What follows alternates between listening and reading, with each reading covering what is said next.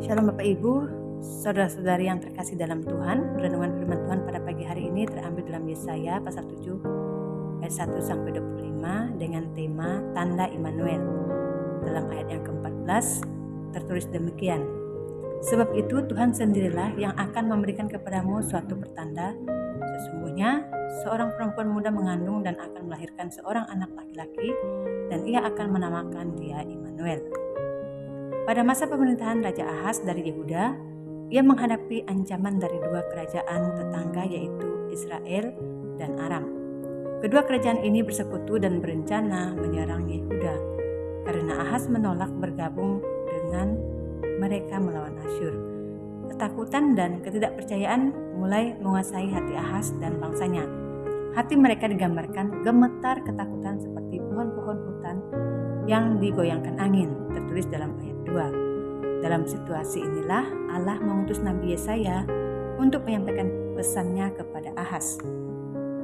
Allah menyuruh Yesaya bertemu dengan Ahaz dan menyampaikan agar ia tidak takut karena rencana musuh tidak akan berhasil.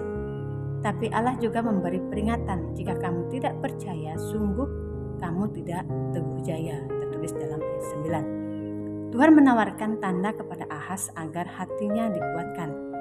Lalu bagaimana respon Raja Ahaz menanggapi pesan yang disampaikan Yesaya tersebut?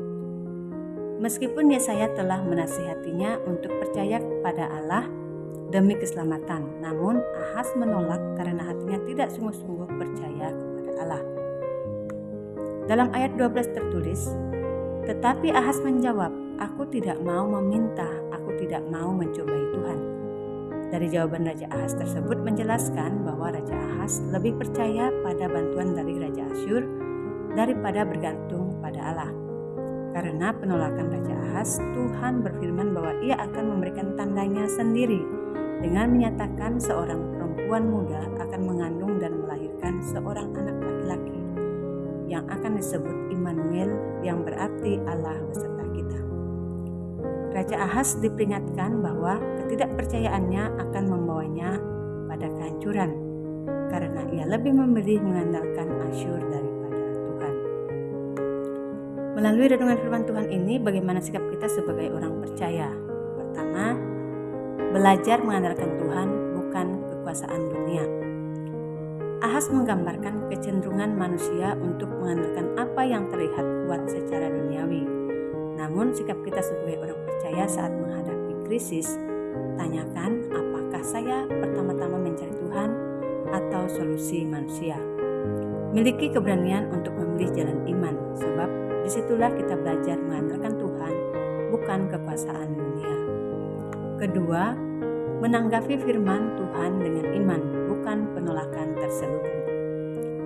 Ahaz menolak tawaran tanda dari Tuhan, seolah-olah ia saleh, tapi di balik itu dia sudah memutuskan untuk tidak percaya.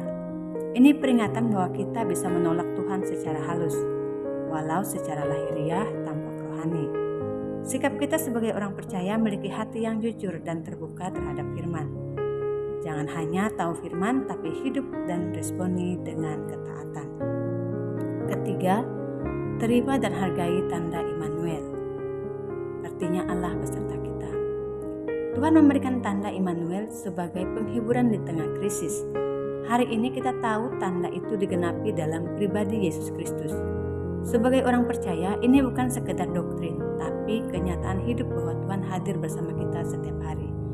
Sikap kita sebagai orang percaya adalah hidupi iman kita dengan kesadaran bahwa kita tidak sendirian.